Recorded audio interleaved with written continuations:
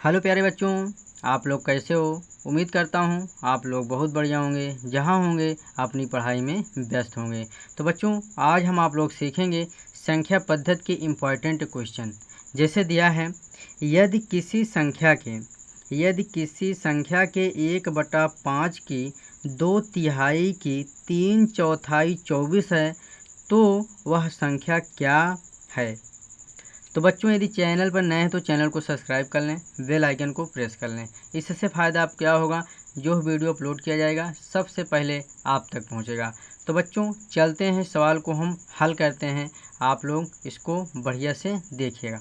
तो बच्चों, जैसे दिया है, यदि किसी संख्या के, यानी कोई एक संख्या ले लेते हैं। चलिए संख्या हम यक्ष ले लेते हैं। क्या ले लेते हैं? यक्ष ले लेते हैं।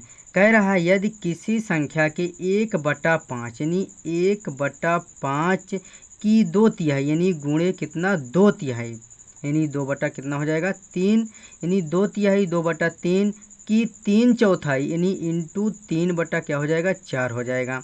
यानी 2/3 इंटू 3/4 यानी 3/4 बराबर कितना दिया है 24 है। तो वह संख्या क्या है। इसको आगे सॉल्व करेंगे तो इसके आगे सॉल्व करेंगे तो बच्चों क्या हो जाएगा, यानी जो संख्याएं कट रही हैं उसको हम काटेंगे। चलिए, यानी 3 से 3 कट गया, 2 1 2, 2 दूना 4। अब इसको हम 5 दूना 10 यानी 5 दूना 10 हो गया, यानी 24 दहमा कितना हो जाएगा 240 यानी यक्ष बराबर क्या हो जाएगा 240 हो जाएगा।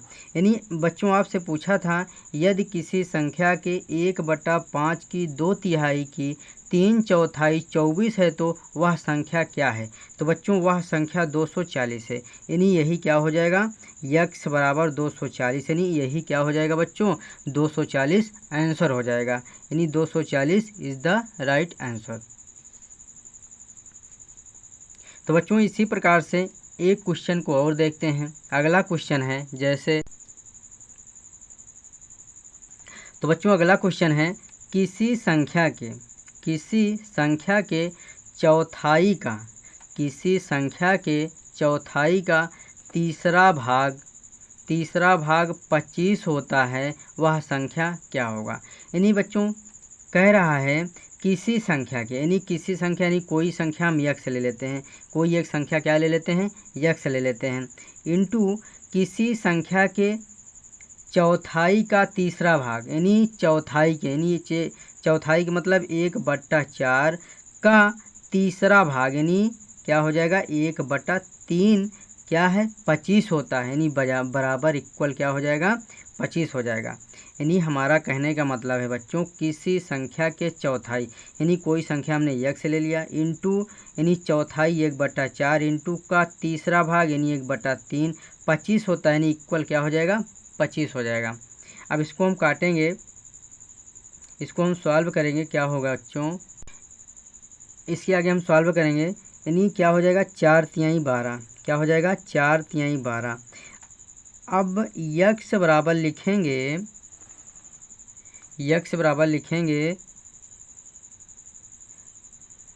12 गुणे 25 यानी 12 और 25 में क्या हो जाएगा मल्टीप्लाई हो जाएगा। यानी यक्ष बराबर, अब 12 इंटू 25 को मल्टीप्लाई करेंगे तो 300 आएगा। कितना आएगा 300 आएगा। यानी यक्ष का मान कितना आया 300। यानी आप कह सकते हैं किसी संख्या के चौथाई का तीसरा भाग यानी 25 होता है, वह संख्या क्या है। यानी वह संख्या आपका क्या है 300 है। यानी यही क्या हो जाएगा, यही आंसर हो जाएगा। तो बच्चों, जैसे आपको दिया है 12 इंटू 25 में मल्टीप्लाई करना है तो कर लीजिए, 300 आ रहा है कि नहीं कह रहा है। यानी 12 पंचे 60 की 0 कैरी से 6 हो जाएगा, 12 दूनी 24 36 यानी 300 आ रहा है। तो 300 क्या हो जाएगा, यही आंसर हो जाएगा। यानी वह संख्या क्या है, वह संख्या 300 है।